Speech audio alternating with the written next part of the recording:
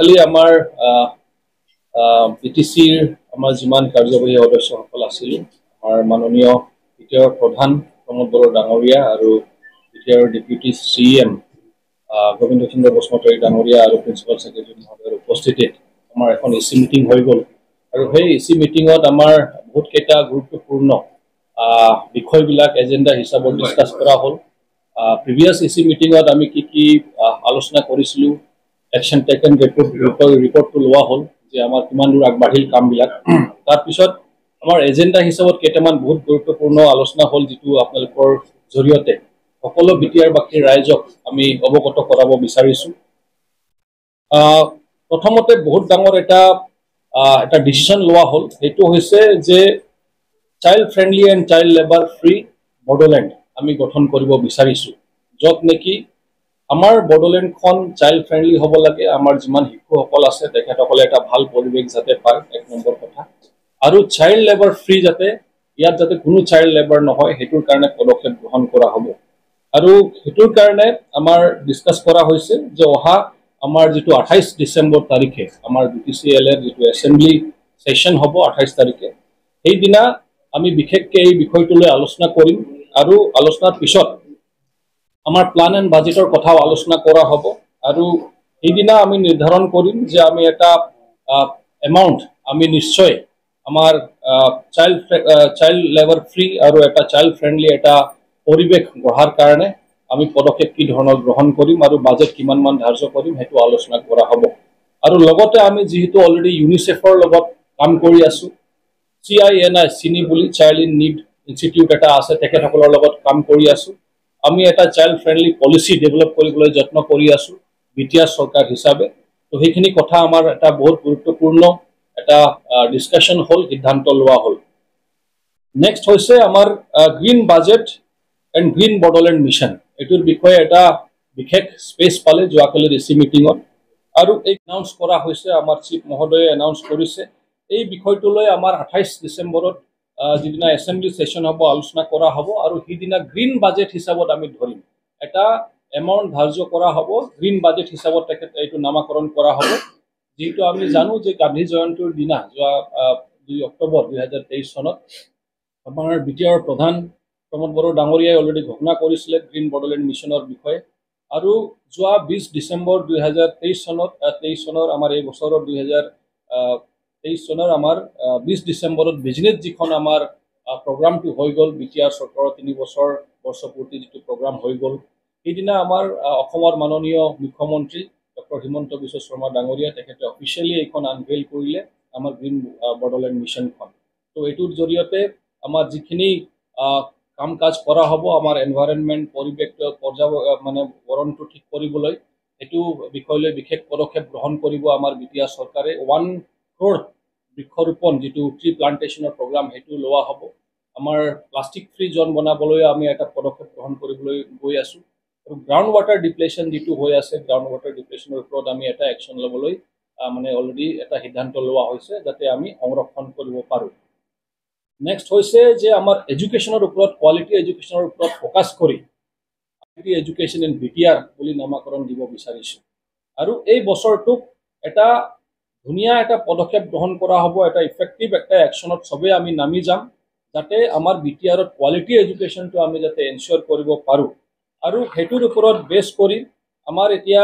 আলোচনা মৰ্মে কেইটামান সিদ্ধান্ত লোৱা হ'ল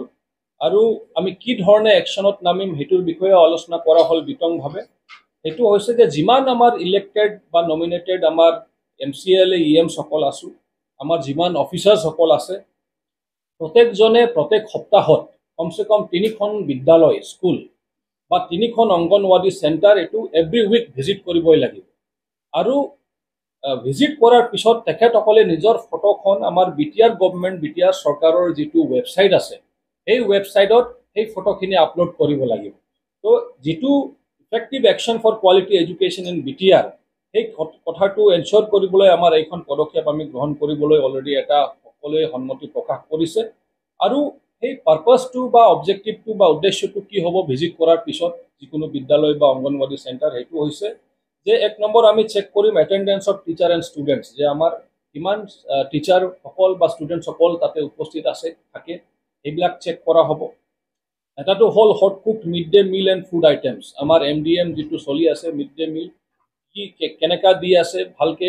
গৰম খোৱাৰ তেখেতসকলক প্ৰভাইড কৰি আছে নে নাই, সেইখিনি কথা অকণমান দেখা হ'ব, চেক কৰা হ'ব। লগতে এক্টিভিটিজ অফ SMC বা SMDC তেখেতসকলে কি ধৰণৰ এক্টিভিটি তেখেতসকলে গ্ৰহণ কৰিছে সেইখিনি কথা আমি চাম, অবজাৰ্ভ কৰিম। কাৰিকুলাৰ এক্টিভিটিজ কি কি চলি আছে তাতে স্কুলত কি ধৰণৰ কৰি আছে সেইবিলাক আমি অবজাৰ্ভ কৰিম। ক্লিনলিনেছৰ ওপৰত অবজাৰ্ভ কৰা হ'ব যে চাফাই চুফাই কি ধৰণে ৰাখিছে, স্বচ্ছতা কেনেকা ৰাখিছে স্কুলৰ প্ৰাংগণত বা এৰিয়াত কেনেকৈ, এইটো কিমান মানে ধুনীয়াকৈ আমি সজাই তুলিব পাৰোঁ যাতে ধুনীয়া এটা পৰিৱেশ হৈ থাকে। লগতে ইনফ্ৰাষ্ট্ৰাকচাৰৰ কিবা গেপ আছে নেকি, এতিয়াও স্কুল বিল্ডিংটো ঠিক ঠাকে আছে না ক'ত তাতে কমি ঘটি আছে, তো সেইখিনি কথা অকণমান আমি অবজাৰ্ভ কৰিম। লগতে hygienic toilet for boys and girls, মানে টয়লেটটো আমি এনশ্যোৰ কৰিব লাগিব যে অকল টয়লেট থাকিলে নহ'ব, টয়লেটটো লাগিবই for boys and girls separately, কিন্তু তাৰ বাহিৰে হাইজেনিক হ'ব লাগিব, ভাল হ'ব লাগিব, চাফ চুতৰা হ'ব লাগিব, সেইখিনি আমি চাম। লগতে ড্ৰিংকিং ৱাটাৰ, খোৱা পানীৰ ব্যৱস্থা সুব্যৱস্থা থাকিব লাগিব, আৰু লগতে চেনিটেশ্যন, সেইটো এইবিলাক কথাৰ ওপৰত ডিপেণ্ড কৰি বেছ কৰি আমি সপ্তাহত মানে কমচে কম 3খন মানে স্কুল বা অংগনৱাড়ী চেণ্টাৰ কেন্দ্ৰ আমি ভিজিট কৰিম। তো এইটো ডাঙৰ এটা পদক্ষেপ হ'ব অহা বছৰ। আৰু লগতে আমাৰ যোৱাকালিৰ আলোচনাত EC মিটিঙৰ আলোচনাত মেন এলিফেণ্ট কনফ্লিক্ট, হাতী আৰু মানুহৰ সংঘৰ্ষ যিটো হৈ আছে সেইটোৰ বিষয়ে আলোচনা হ'ল, এটা গুৰুত্ব এটা স্থান পালে। আমি গম পাই আছোঁ যে বিভিন্ন তেনেকুৱা ধৰণৰ ঘটনাবিলাক ঘটি আছে, আৰু সেইকাৰণে এটা ষ্ট্ৰেটেজি এটা বনাবলৈ, এটা ৰণনীতি বনাবলৈ এটা সিদ্ধান্ত লোৱা হ'ল যাতে মেন এলিফেণ্ট কনফ্লিক্টটো যাতে আমি মিটিগেট কৰিব পাৰোঁ বা মিনিমাইজ কৰিব পাৰোঁ, আৰু কি ধৰণে সেইটোৰ ওপৰত আমি কাম কৰিম। আৰু সেইটোৰ কাৰণে অফিচিয়েলসকলক এটা অৰ্ডাৰ দিয়া হ'ল যে বিশেষকৈ যদি ফেন্সিঙৰ কথাও যোৱাকালি আলোচনা কৰা হৈছিল, কিন্তু কথাটো হ'ল যে এটা কৰিডৰ থাকে, এলিফেণ্ট কৰিডৰ যিটো থাকে সেইটো আমি কেতিয়াও ফেন্সিংটো দিব নোৱাৰোঁ, আৰু সেইকাৰণে যোৱাকালি অফিচিয়েলসকলক মানে নিৰ্দেশ দিয়া হ'ল যে যিমান এলিফেণ্ট কৰিডৰ্ছ আছে সেইটো যাতে আইডেণ্টিফাই কৰি তেখেতসকলে নেক্সট EC মিটিঙত যাতে এটা প্ৰেজেণ্টেশ্যন যাতে তেখেতসকলে দিয়ে আমাক, আৰু তথ্যটো যাতে আমাক দিয়ে যে কোনটো এলিফেণ্ট কৰিডৰ হয়, সেইটো যাতে আমি মুক্ত বা অপেন ৰাখিব পাৰোঁ। তো তেনেকুৱা ধৰণৰ এটা আলোচনা হৈ গ'ল। বাকী কথা হৈছে যে আমাৰ allocation of land to cooperative societies, সমবায় সমিতিসকলক আমি যাতে লেণ্ড এলোকেট কৰিব পাৰোঁ, কিহৰ কাৰণে, to establish the world's largest grain storage system in BTR, মানে গোটেই বিশ্বত আমি চবতকৈ ডাঙৰ মানে গ্ৰেইন ষ্ট'ৰেজ আমি মানে বনাব বিচাৰি আছোঁ, আৰু সেইটো বিশ্বত চবতকৈ ডাঙৰ হ'ব, য'ত নেকি আমাৰ কঠীয়াবিলাক মানে তাতে ষ্ট'ৰ কৰা হ'ব, আৰু ধানৰ মানে বীজবিলাক তাতে ষ্ট'ৰ কৰা হ'ব। তো তেনেকুৱা ষ্ট'ৰেজ ছিষ্টেম এটা আমি বনাব বিচাৰি আছোঁ, আৰু সেইটো গোটেই বিশ্বত চবতকৈ ডাঙৰ হ'ব। আৰু সেইটোৰ কাৰণে আমি বিশেষকৈ ক'ব লাগিব যে 84 কোঅপাৰেটিভ ছ'চাইটিজ বা সমবায় সমিতিবিলাকক মানে তেখেতসকলক ইনফ্ৰাষ্ট্ৰাকচাৰৰ কাৰণে বা এই গ্ৰেইন ষ্ট'ৰেজটো বনাবলৈ অলৰেডি এটা ইন প্ৰিন্সিপাল এটা এপ্ৰুভেল দিয়া হৈছে লেণ্ড এলোকেশ্যনৰ কাৰণে। তো সেইটো এটা বহুত ডাঙৰ এটা পদক্ষেপ গ্ৰহণ কৰা হৈ আছে। আৰু চবতকৈ ভাল খবৰ এটা আছে যে ministry of cooperation government of India, আমাৰ ভাৰত চৰকাৰৰ মিনিষ্ট্ৰী অফ কোঅপাৰেশ্যনৰ জৰিয়তে